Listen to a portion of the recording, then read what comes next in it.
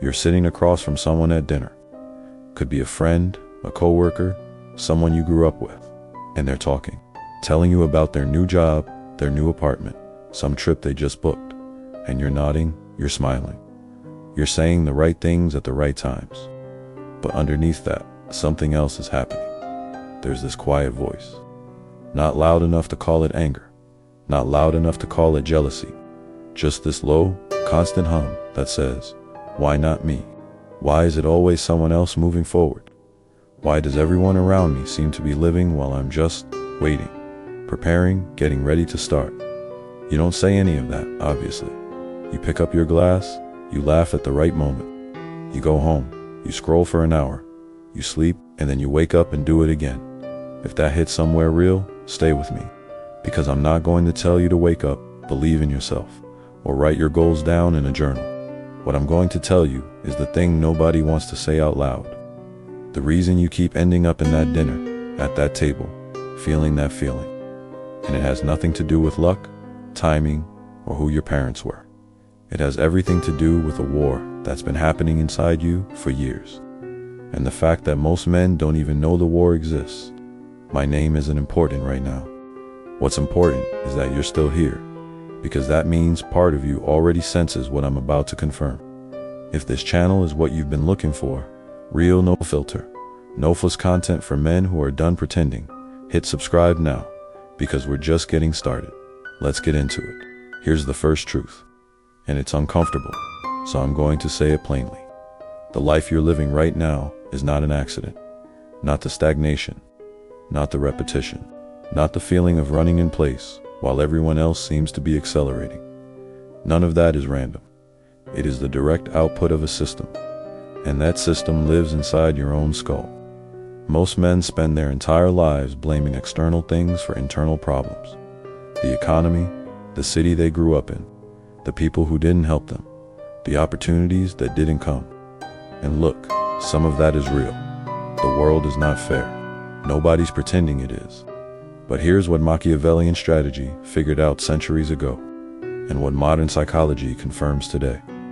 The external world responds to the internal architecture, always, without exception. If your internal architecture is chaos, your life will produce chaos.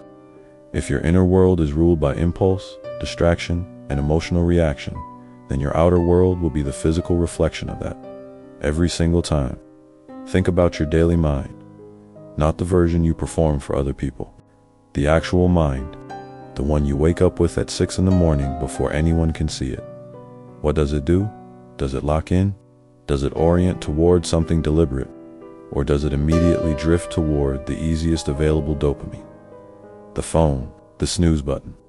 The thought spiral that goes nowhere but feels urgent. That drift is not laziness. It's not a character flaw. It is the undisciplined version of yourself being handed the wheel every single morning before the disciplined version even has time to wake up.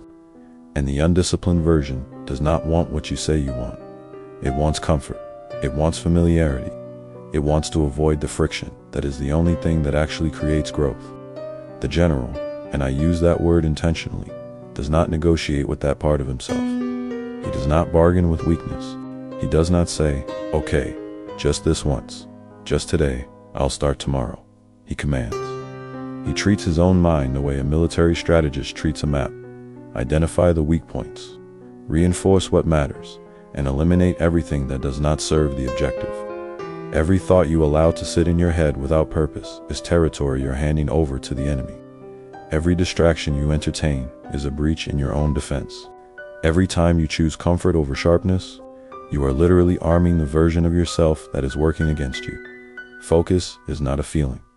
Read that again. Focus is not something that arrives when the circumstances are right, when you're motivated, when everything feels aligned.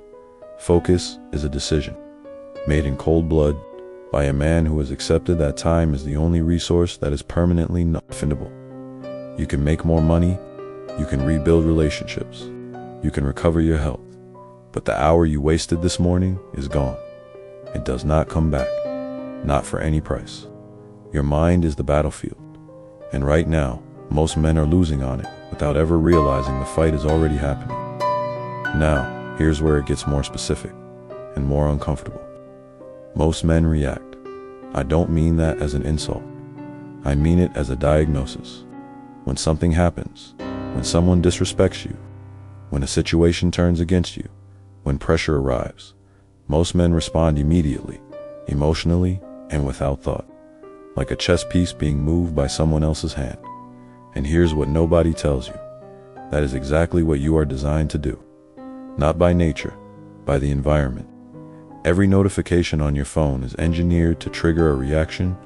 Every provocation in a conversation, in a boardroom, in a relationship, in traffic, is a test.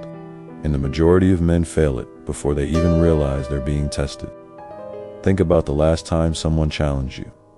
Someone questioned your decision, disrespected your time, undermined you in front of others. What happened in your body in that moment? The heat, the tightening, the immediate impulse to respond, to defend, to match the energy. That impulse is real. It is human. And it is also the most dangerous thing in the room. Because when you react, you reveal. The moment you respond emotionally and immediately, without calculation, you have given every sharp mind watching you a complete map of your vulnerabilities. You've shown them what moves you, what threatens you, what can be used to pull your strings. And there are always sharp minds watching. In every environment, in every relationship, in every room you walk into. The man who cannot be read is the man who cannot be controlled. The general operates from a completely different architecture. When pressure arrives, he does not flinch. He observes. He measures. He creates distance between the stimulus and the response. And inside that distance, he thinks. Not about what he's feeling, about what outcome he is engineering. Feelings are data, not commands. Say that to yourself a few times. Your anger is information. Your anxiety is information. Your pride, your embarrassment, your frustration, all of it is data about the situation. The general reads it, processes it, notes what it's telling him about the terrain, and then sets it aside to do what must be done. React, and you become predictable. Predictable men get managed. Calculate, and you become untouchable. Untouchable men set the terms. The space between those two outcomes is not talent, it's not even intelligence. It's one decision, made consistently, over time. I will not be moved until I choose to move. Now, we need to talk about the people in your life, because here's the thing most men do when they start to understand these ideas. They focus entirely inward. Discipline, focus, mindset, and they ignore the most overlooked factor in why they keep repeating the same patterns. The water you swim in is shaping you, whether you feel it or not. Every person you spend significant time with is either sharpening your edge or dulling it. Every conversation you regularly engage in is either expanding what you believe is possible for your life or quietly confirming the ceiling you've already accepted. Every environment you occupy is programming you, not influencing you, programming you at a level beneath conscious thought. This is where most men get it wrong. They think they can stay in a shrinking environment and simply outthink it. They believe that their awareness of the limitation is enough protection against it. It isn't. You can be fully aware that the people around you operate below your potential and still, over months and years, find yourself calibrating down to match them. Because human beings are not isolated systems. We are permeable. We absorb the standards, the language, the ambitions, and the excuses of the people we are closest to, the same way we absorb air, automatically, continuously, without permission. Think about the 5 people you spend the most time with. Not who you wish it was, who it actually is. What do they talk about? What do they complain about? What do they tolerate in their own lives? What level of effort, of discomfort, of ambition do they normalize?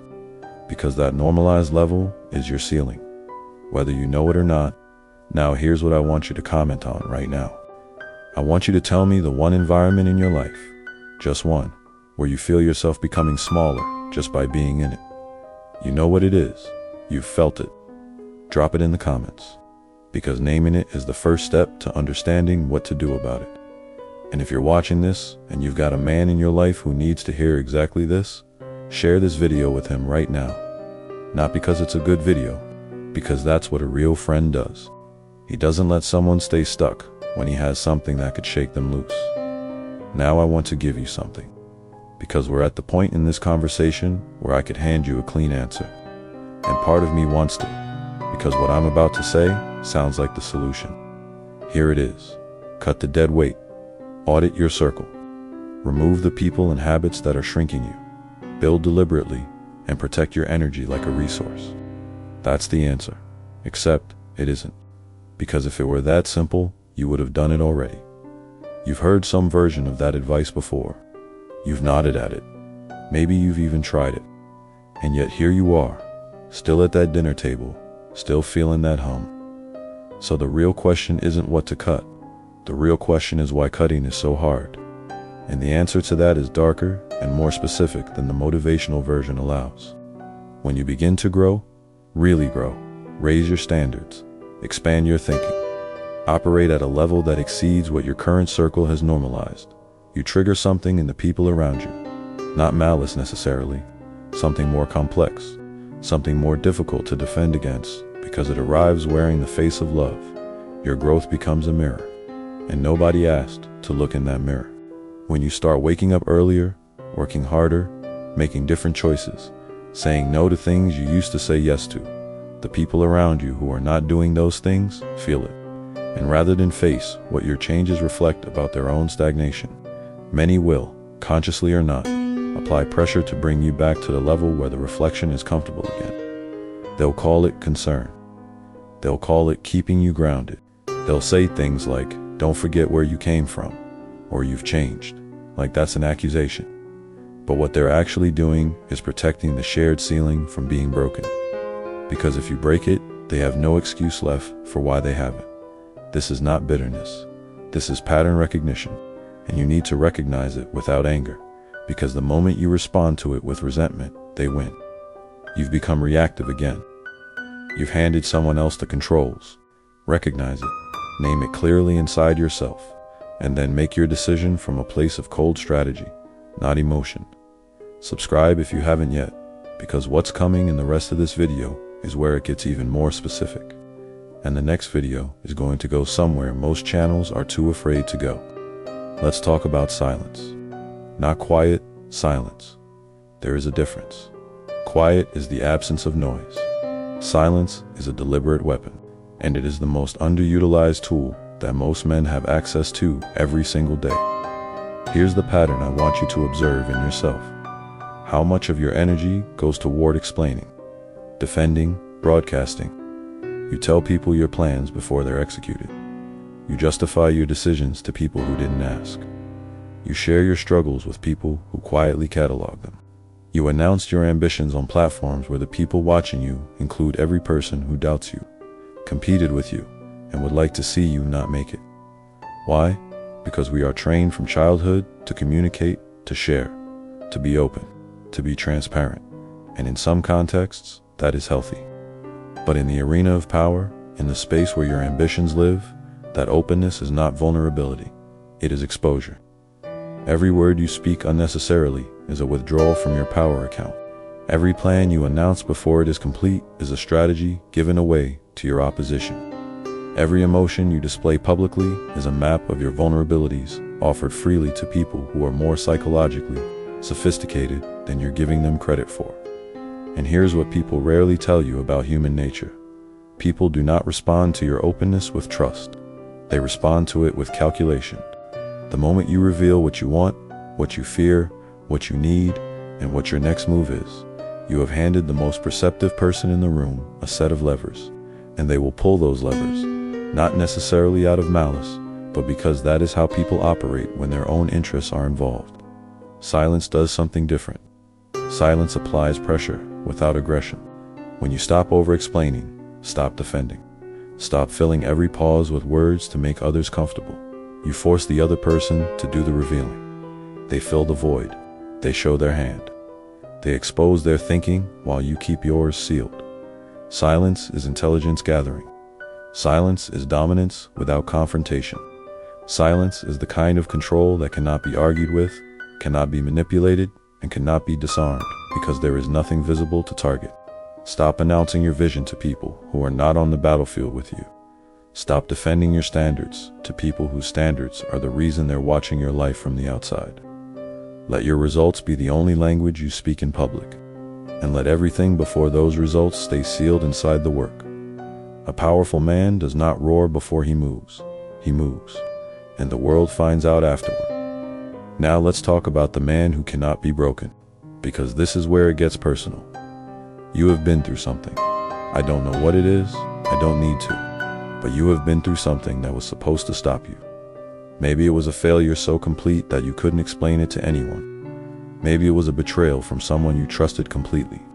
Maybe it was a long period of invisible struggle where nothing worked and nothing changed, and nobody around you could see how much effort you were putting in with nothing to show for it. You're still here. That's not nothing. That is actually the most important data point in this entire conversation. Because the man who is still here after the thing that was supposed to stop him is not the same man he was before. He can't be. The fire does not leave you unchanged. And the question is never whether you went through the fire. The question is whether the fire built you or burned you. Whether you came out harder or hollowed out. Real psychological strength is not built in comfort.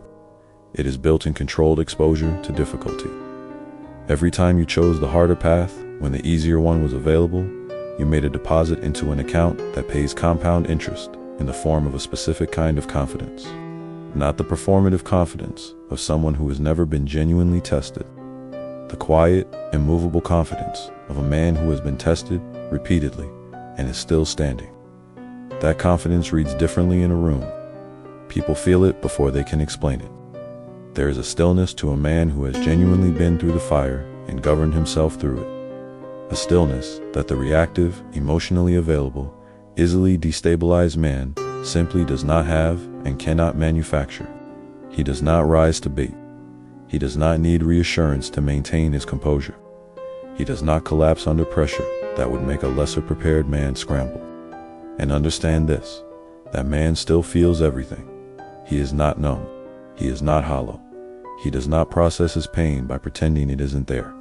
He feels it fully, honestly, in private, and then he governs himself. He chooses his response with the precision of a man who knows that how he carries himself in the worst moments is the most permanent statement he will ever make about who he is. Tell me in the comments, what is the hardest thing you've come through that made you into something you couldn't have built any other way?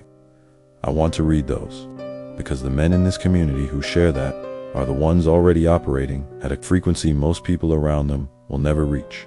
Adversity does not build character, it reveals it. And every scar you carry is evidence of a survival. Proof that every version of reality that tried to stop you has failed. You are not building toward unbreakable. You are uncovering it. It was always there, underneath the noise, the doubt, the distraction, and the damage. The work is simply the process of removing everything that isn't it. The last thing I want to leave you with is the one that takes the longest to accept and pays the most when you finally do. Patient men always win, not sometimes. Not in certain industries or certain circumstances, always, across every arena of real competition. The man operating on the longest timeline almost always defeats the man operating on the shortest one. Not because he's smarter, not because he's tougher, because he's playing a game his opponents don't even realize is being played. We live in a world that is engineered to destroy patience. Every platform, every algorithm, every product, every stimulus around you is designed to deliver reward as fast as possible and keep your attention span as short as possible. And this engineering has worked. Most men cannot sit with a slow building process. They cannot operate without external confirmation that progress is happening. They cannot plant without seeing the growth immediately, so they quit before the compound effect becomes visible. They abandon the long game 3 months before it would have paid. And the man who doesn't quit, who keeps moving in the absence of applause, who keeps investing in the absence of returns, who keeps building without needing the world to confirm that what he's building matters. That man is playing with an almost unfair advantage, because everyone who would have competed with him has already left the field. Speed is not the same as progress. Movement is not the same as direction. The man who moves fast in the wrong direction doesn't arrive sooner. He just fails with more momentum. Urgency is manufactured by the world around you to keep you reactive. Importance is determined by your own strategic clarity. Your entire job, every single day, is to distinguish between the two, to stop treating what's loud as if it's what's significant, to return your attention, again and again, to the signal underneath the noise, your actual mission, your actual trajectory, your actual potential. Plant your work like a man who won't be here for the harvest, and watch what grows when lesser men have long since walked away. Now let's come back to that dinner table, because that's where we started. You, sitting across from someone who seems to be living while you're waiting, feeling that hum, that quiet, uncomfortable, why not me? Here's what you know now that you didn't know when we started. That feeling is not failure. That feeling is the beginning of the war, and the war is not out there. It's not in the economy, in the city, in the people who didn't pick you, in the circumstances that didn't align. The war is in the decision made every single morning about who is going to run your mind today. The disciplined version or the comfortable one. The general or the negotiator. You have the architecture now. Control the internal before you engage the external.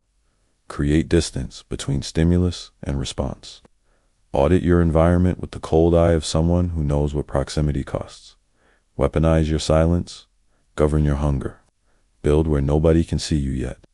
Endure with the patience of a man who knows exactly what he's compounding toward. These are not 10 tips. They are one idea, seen from 10 angles. And that idea is this. The most dangerous thing on earth is a man who has decided, fully, without reservation, without the possibility of retreat. Not a man who is trying, not a man who hopes, a man who has decided. That man sitting across from you at dinner, he might have more right now, but if you have decided, and he hasn't, the gap between you is already closing, and he doesn't know it yet. If this hits something real inside you, like this video right now, not for the algorithm, but because a man putting real content in front of you deserves a signal that it landed. Subscribe to this channel if you are committed to becoming the most dangerous, most disciplined, most self-governed version of yourself. Not the version that performs growth, the version that actually builds it, in the dark, in the silence, over years, until the results are so undeniable that silence was always the loudest strategy you could have chosen. And if you want to go deeper, the next video is going to explore the one thing that destroys men who have done everything right. Not a weakness, not a failure, something that looks exactly like strength, and that's what makes it so dangerous. The war is not over, it has just begun.